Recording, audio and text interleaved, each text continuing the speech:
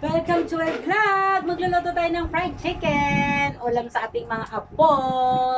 So let's go guys! Magluto tayo ng fried chicken. Siyempre, para maganda, mas crunchy, lagyan natin ng breadcrumbs. So yun, ilagay na natin dito yung breadcrumbs sa ating plato. Ayan guys. So, yan.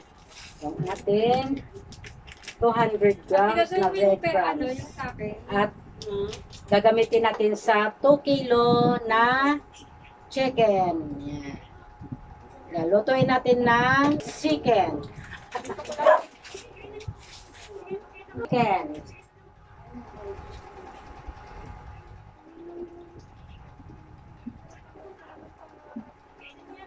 Yung ating second guys, na lulutuin natin guys, ay naglagay lang ako dyan ng, pagkatapos ko siyang hugasan, pinapatuyo ko muna siya na wala siyang tubig, tapos maglagay ako ng asin, magic sarap, paminta, at suka. Sabay, nimix ko na siya, asin lang po ang panimpla ko, kunting patis, tapos naglagay na ako ng all-purpose flour, tapos inimix ko na, tapos hindi na ako maglalagay ng powder na all-purpose na walang na tubig, na walang tubig. Ito na lang po yung pinakaano niya. Yan. Ilagay natin yung sinong breadcrumbs para yun na lang po magka-crunchy sa kanya. Para hindi naman siya takaw sa ating harina.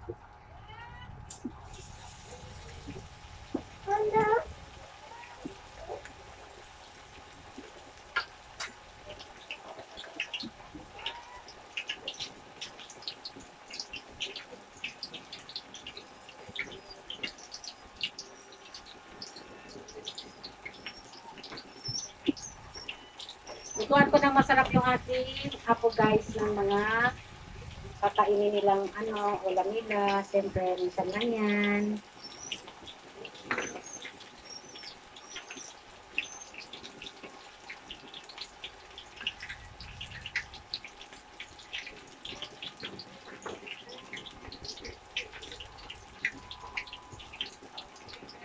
Luto tayo ng ala Jollibee. Paris, ala Jollibee.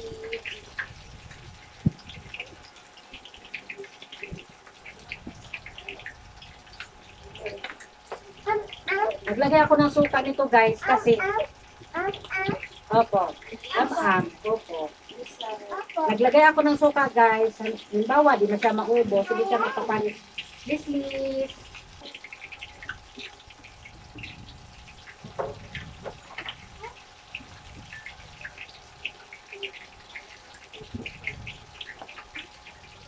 Ganyan lang para hindi naman siya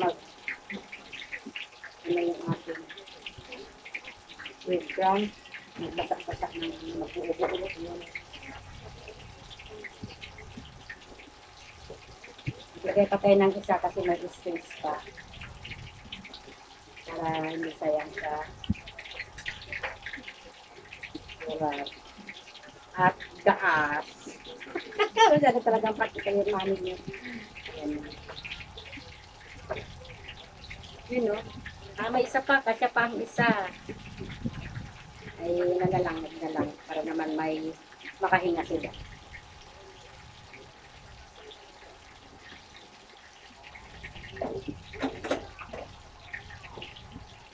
Yung heat para wag naman masyadong malakas, medium lang. Para hindi bigla maluto yung ating chicken.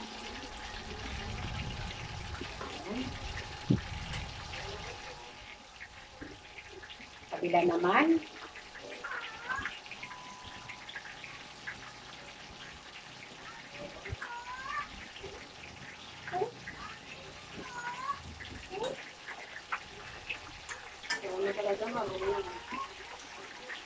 So, balikan ko natin mamaya pagkaluto na.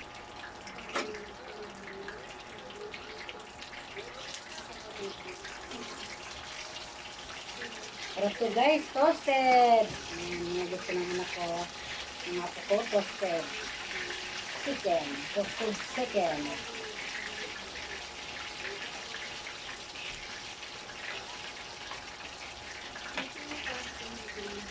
And first luto guys. Baba.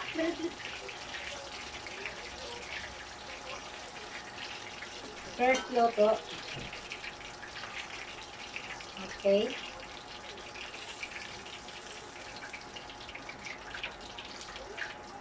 Okay. First luto. Okay. Pangalawang salang.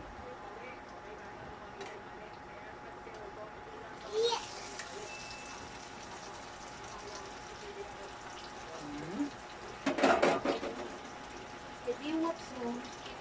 Ano? Nanonood ka ng PBB ate.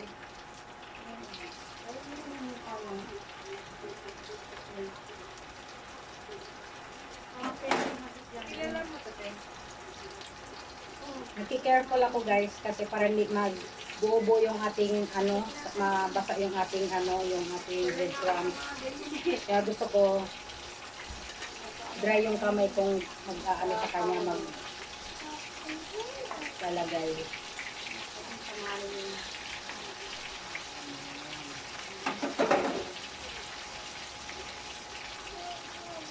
Pag nagbuo yung breadcrumbs, hindi na maganda ang dating pag ano, hindi na siya didikit sa ating ano, chicken na lulutuin natin.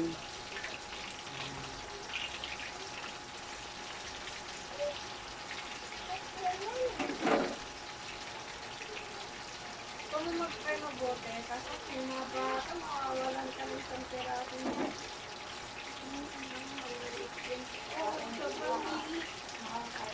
Isa pa. Isa pa ating ilalagay.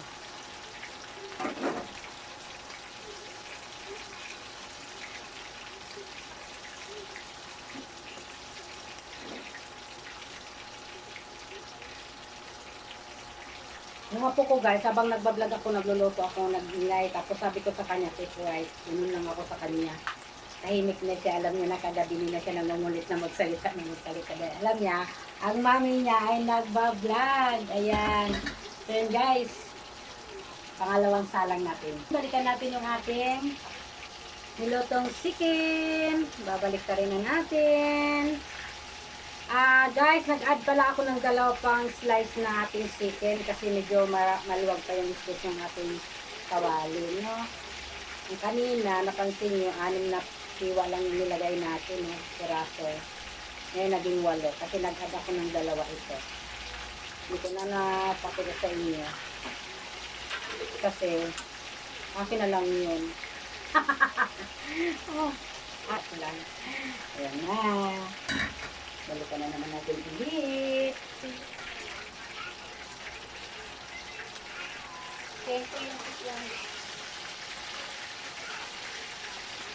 Yan, another tigaya ulit.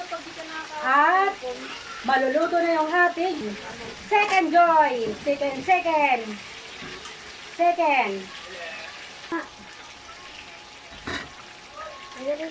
Luto na siya.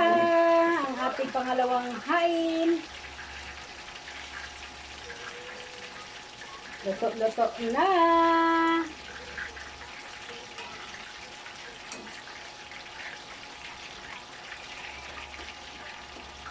Yummy. Yan ang gusto ko guys sa chicken joy. Huwag masyadong harina. Para hindi naman siya kapal na yung harina.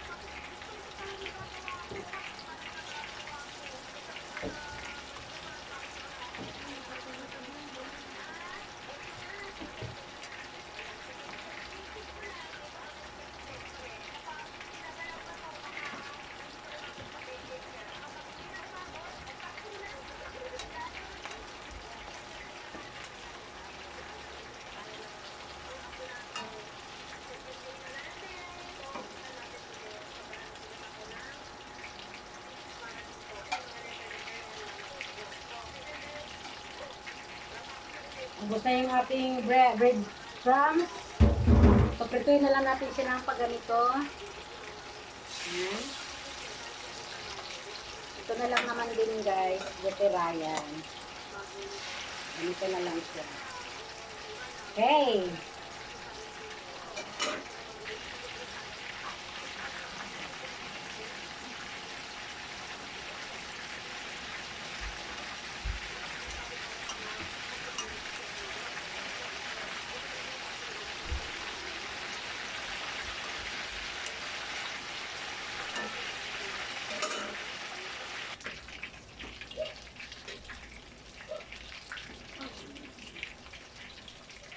Ayan, luto na yung ating finish na tayo sa ating product.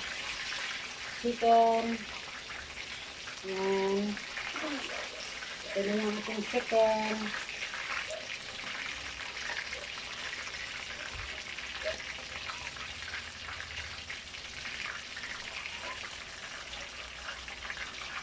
Ayan, off na natin yung ating salan.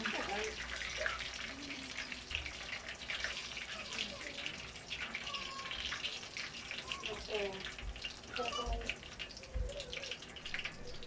Ayan na. Luto na ang ating chicken. Tama lang sa kanyang kulay toasted.